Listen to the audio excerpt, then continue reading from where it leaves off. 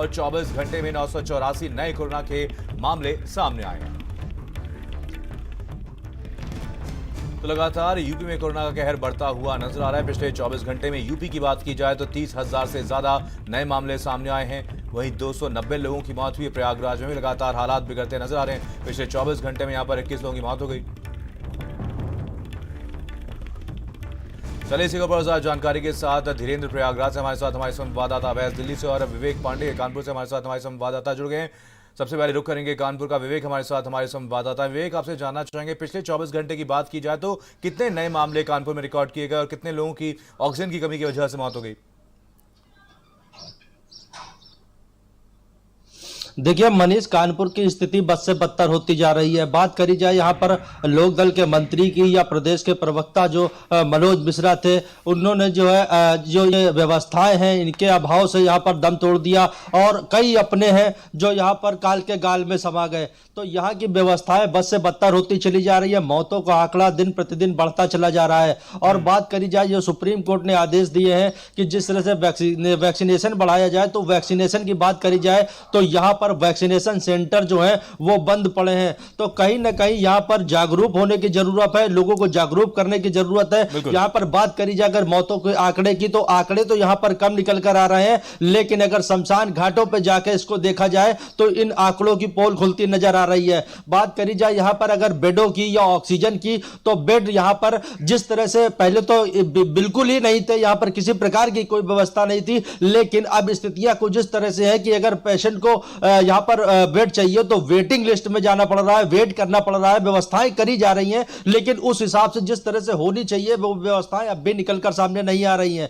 अगर बात करी जाए ऑक्सीजन प्लांटों की, तो वहां पर जिस तरह से लंबी लंबी कतारें लगी हैं, लोग सुबह से लेकर शाम तक अपने जरूरी काम छोड़कर अपने मरीजों को बचाने के लिए वहां पर लगे हुए हैं। कहीं ना कहीं एक अच्छी तस्वीर निकलकर सामने आ रही है कि यहाँ के कुछ समाज सेवी लोग हैं या यहाँ का पुलिस प्रशासन है, वो जो है लाइन में लगे लोगों के ऊपर जो है तरस खाने के बाद यहाँ पर उनको खाने पीने की चीजें मुहैया करा रहा है। लेकिन सवाल खाने पीने का नहीं, सवाल है कि ये लाइनें कब खत्म होंगी। तो कहीं ना कहीं ऑक्सीजन का अभाव है, लोग सुबह से शाम तक लाइनों में लगे रहते हैं। ये लाइनें, ये कतारें कब कम होंगी। यहाँ पर अगर बात करी जाए मेडिकल स्टोरों की, तो जो दवाइयां हैं उनका भी अभाव होता चला जा रहा है, जो इंजेक्शन है उनका भी अभाव होता चला जा रहा है। तो कहीं ना कहीं इन जितनी भी यहाँ पर अभाव की चीजें सामने आ रही हैं, यहाँ पर सिर्फ कतारें कतारें कतारें दिखाई दे रही हैं। जब तक ये कतारें नहीं खत्म होंगी, ये स्थितियां और ये तस्वीरें यूं ही बनी रहेंगी। मनीष, बिल्कुल।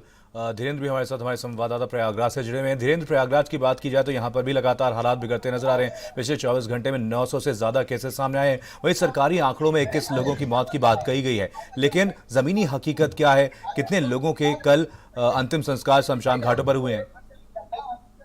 देखिए मनीष, अगर संगम नगरी प्रयागराज की बात की जाए तो संगम नगरी प्रयागराज में जो कोविड संक्रमण है वो लगातार बढ़ता जा रहा है। 1 अप्रैल से ही इसका आंकड़ा लगातार बढ़ता गया है और ये आंकड़ा 2000 के पार हो गया है। थोड़ी राहत की बात जरूर है कि पिछले 3 दिनों से ये आंकड़ा 1000 के नीचे आ गया है, लेकिन जो मौतें हो रही हैं, अगर पिछले 3 दिनों की बात किया जाए तो पिछले 24 घंटे में 21 मौतें हैं, उसके पिछले 24 घंटे में 23 और उसके 24 घंटे में 25 मौतें हुई हैं। शमशान घाटों पर लाशों की कतार लगी हुई है, चाहे वो दशाश्वमेध घाट हो, चाहे वो गंगा के किनारे जो भी शमशान घाट बनाए गए हैं वहां पर लकड़ियां कम पड़ जा रहे हैं, लाशों की कतार लगी हुई है। सरकारी हॉस्पिटलों की जो बद जामी है, लोग कोविड के जो संक्रमित मरीज हैं उनको ऑक्सीजन नहीं मिल पा रहा है, उनको बेड नहीं मिल पा रहा है और बेड के लिए घंटों वहां पर तड़पते रहते हैं, लेकिन कोई उनको सुनने वाला नहीं है। अगर जमीनी हकीकत ये बयान कर रही, लेकिन जो सरकार के दावे हैं, जो यहाँ के प्रशासनिक दावे हैं कि सारे जो भी कोरोना संक्रमित मरीज हैं उनको सारी सुविधाएं मुहैया की जा रही। सबसे बड़ी चौंकाने वाली बात यह है कि जब ये आंकड़े पूरी तरीके से ये केवल शहरी इलाके के हैं, अब कोरोना संक्रमण का जो खतरा है वो गांव तक पहुंच गया है। तो कोरोना का जो संक्रमण है वो गांव तक पहुंच गया है और वहां पर न तो उनकी कोई जांच हो पा रही है, न तो उनकी कोई सुविधा मुहैया हो पा रही है। और निश्चित तौर पे लगातार अब जिस तरीके से शहर में लोग मर रहे हैं इलाज के अभाव में, अब गांव में भी दम तोड़ना शुरू कर दिए हैं। जी बिल्कुल। अब वैसे यहाँ पर पूरे देश भर की बात की जाए तो लगातार कोरोना से संक्रमण अब बढ़ता हुआ नजर आ रहा है। वहीं से पूरे मामले का संज्ञान खुद यहाँ पर सुप्रीम कोर्ट द्वारा स्वतः ही लिया गया है और वहीं विशेषज्ञों का यह भी कहना है कि मिड मई तक कहीं ना कहीं लगातार विस्फोट कोरोना में हो सकता है, कोरोना के मामले 5 लाख तक पहुंच सकते हैं। वहीं इस बीच सुप्रीम कोर्ट की तरफ से यह भी कहा गया है कि सरकारें लॉकडाउन पर विचार करें। क्या लगता है कि आने वाले समय में कुछ बड़ा फैसला लिया जा सकता है, लॉकडाउन लगाया जा सकता है देश में?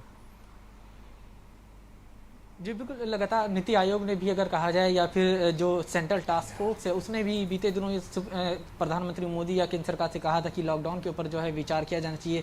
जिन राज्यों ने छोटे छोटे लॉकडाउन लगाए हैं उनमें कोरोना संक्रमण को रोकने पे या फिर कोरोना की चेन को ब्रेक करने में काफ़ी हद तक मदद मिली है। सुप्रीम कोर्ट का कल का जो आदेश आया है उसमें सुप्रीम कोर्ट ने साफ तौर पर कहा है कि राज्य सरकार और केंद्र सरकारों को कोरोना की जिस तरह से मामले बढ़ रहे हैं उसको देखते हुए जनता के हित में और देश के हित में लॉकडाउन जो है वो लगाने के ऊपर विचार करना चाहिए। हालांकि इस लॉकडाउन के दौरान जो गरीब तबका है, जो डेली कमाने वाला तबका है या फिर जो ऐसे लोग हैं जिनके पास जीवन व्यतीत करने के सही से संसाधन नहीं है, उन लोगों को खास तौर से ध्यान रखा जाना चाहिए ताकि उनको किसी भी तरह की दिक्कत का सामना ना करना पड़े।